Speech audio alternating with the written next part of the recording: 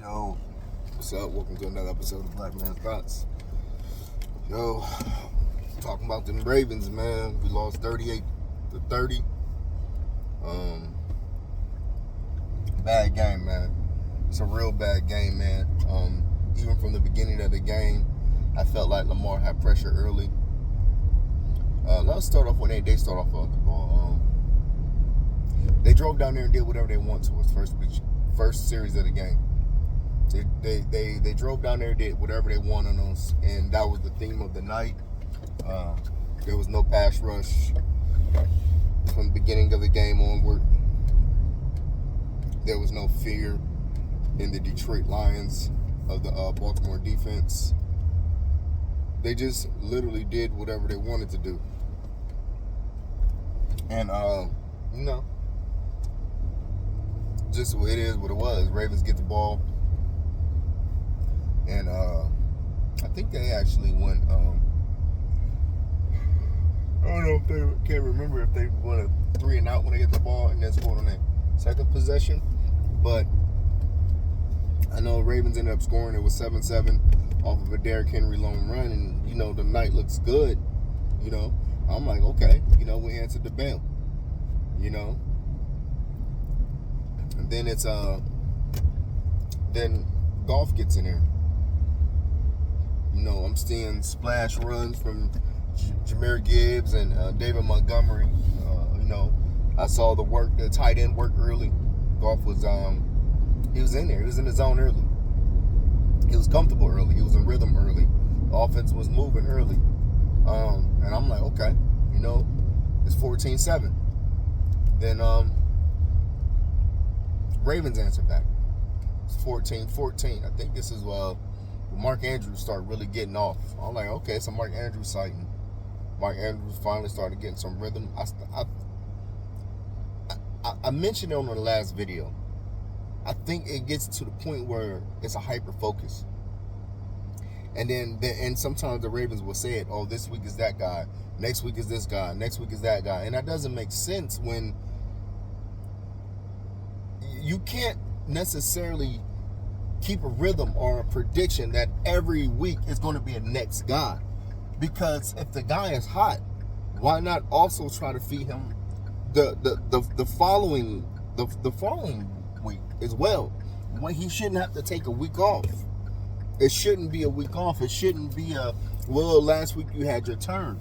Because if Zay has been hot, I know in the first half he wasn't getting really too many targets.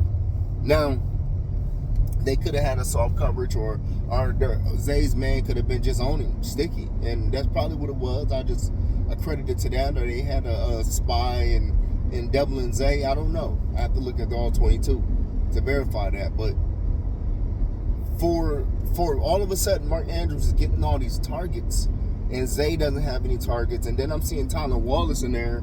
And then I think D-Hop made an early grab, a nice little grab on the sideline early. It's at some point. I'm like, why aren't they in rhythm weekly? And then I see Tez Walker with another big game. Boom. A big game at some point. And it's like, why does it have to be this guy next week? Next week is another guy. I don't know. I think that's a fundamental problem within the offense instead of just going with the hot hand. Because some guys can have weeks and weeks and weeks of just being hot. It shouldn't be like, okay, well, this week we'll focus on more targets to the tight end. No, you keep focusing on the guy that's being a dog out there, But I digress. Let me get back on schedule. Okay, so it's 14-14. Okay, we're going to half. Okay, we come out of the half. I'm already not liking what I'm seeing on defense because I'm seeing that there is no defense. I'm seeing that there is no rhythm on offense, really. But then all of a sudden, I feel like the Ravens start catching rhythm in the second, maybe towards the second end of the second quarter, toward maybe the third.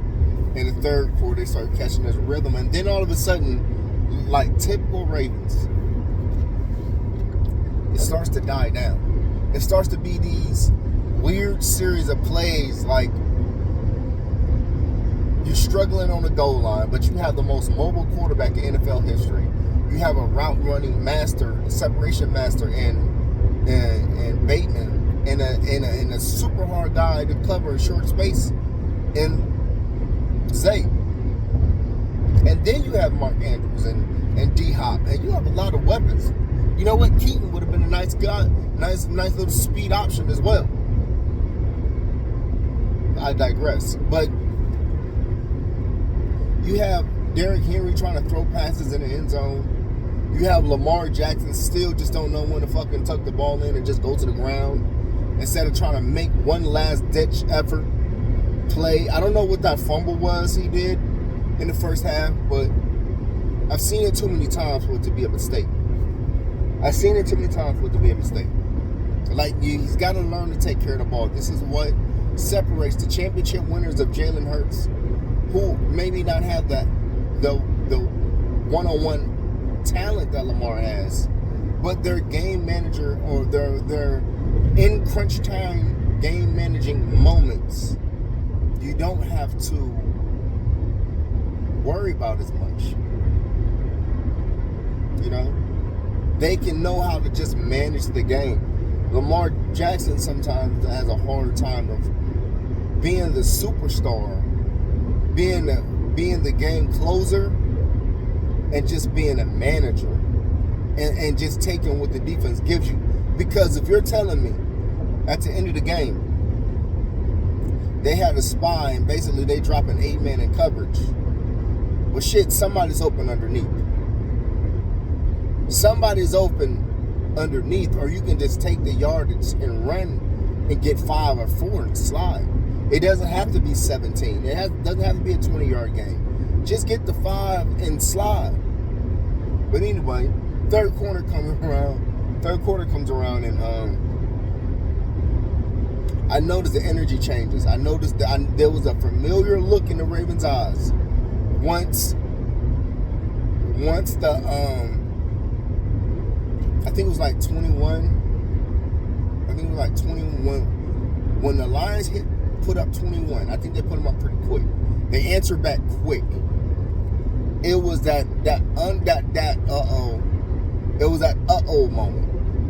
And that's when you start seeing, that's when all of the stuff start rearing its ugly head. Because as the game goes on, you start to see the line skill starts to wear down. When they're tired, when they're beaten, when any other team is not bagging down, that's when that true skill set where you can't hide all the flaws for too long. You can't just keep hiding the flaws.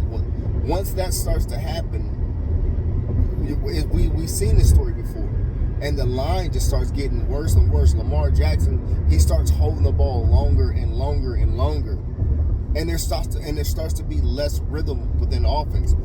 The running game goes nowhere. The running game is going nowhere around this time. Later, as the game goes on, there is no running game. There is no rhythm upon the offense. So at this point in time, I think we're going to the fourth quarter. I think the Lions are just humming at this point. And I think this is where, I think after the Derrick Henry fumble, it was just that was just demoralizing. And to see him throw the temper tantrum on the sideline and get up and is talking, like pleading, like please. I know that feeling all too well. You know, playing football where you mess around and fumble and you give up bad in this close game, and I understand that. But this is 3 fumbles, 3 games from Derrick Henry. Harbaugh has benched for less than that. And I know people say, where's Derrick Henry? It's about the mentality. That's the thing with this team. There is no dog mentality. There is no one person to step up and be the bad guy. There is no one guy that's going to step up and say, yeah, y'all going to hate me, but we're going to make sure we're going to get this done. At this point in time, you have to start looking at Derrick Henry and like, hey, bro, you are getting older.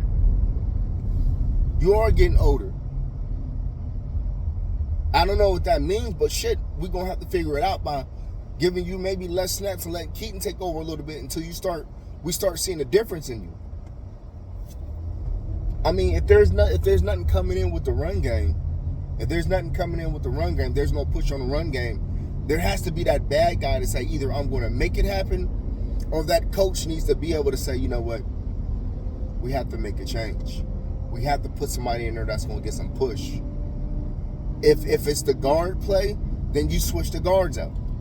If Ronnie Stanley is digressing, then you have to have a talk with Ronnie Stanley. You start getting on his phones.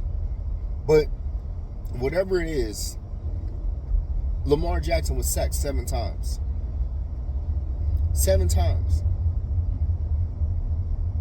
7 times. I think the Ravens defense missed 20 tackles. 20 tackles. What was it, 30 or 30 hurries or pressures or 20 pressures, something like that? This is insane. This is insane. And this defense, man. This defense. Lawrence will end up losing the game 38-30 because this is making me mad talking about it. Listen, it's this old. I've been watching this team for 30 years. It's the old Dan Pease defense. It's that prevent zone defense, playing 8 yards off the ball. It's that zone defense that Dan Pease and Orr was a part of that defense. That was his mentor. This is nothing but a Dan Pease zone defense. Play fucking man. Play man. If Lamar Jackson is saying that the tougher teams against him have played man and used the spy against him, then why aren't we playing fucking man and doing this to the other teams? Because obviously we having the worst pass defense in the league. We need to be taking notes from other teams. It's not like we're trying something that's working. You know? At this point in time, and I don't want to see a brother. I like Orr. I like his energy for the Ravens. But at this point in time, I just think he needs to go back to be a linebackers coach for because that's when Orr was playing good. Go back to being a linebackers coach. I mean, because right now I don't think he has or seen something defensively where he can make these adjustments. It's like he wants to it's like he wants to show how much he can blitz. And that's the problem. That's the problem. We're not getting any pressures. We're not getting any pressure. Matter Beaks was out, and this was a chance for somebody to step up. Chance for somebody to step up. Chance for somebody to step up. Oweh is just frustrating to watch because he gains 20 pounds. He supposedly runs a 4.3. And yet when you watch him go through his rips and try to bypass somebody, try to bypass. Sorry. It's just like he a day and $1 too short. It's like he can't get there in time. It's like something always happens. I don't know, man. It's very frustrating. Very frustrating watching this defense, man. Mike Green, he's a rookie. Why is he going past? Why is he dropping the coverage? Very seldom do you see T.J. Watt dropping coverage. You're not about to see Myles Garrett dropping coverage. If he's your best pure pass rusher, and you need pass rushers, why can't you use Trent Simpson to drop in coverage?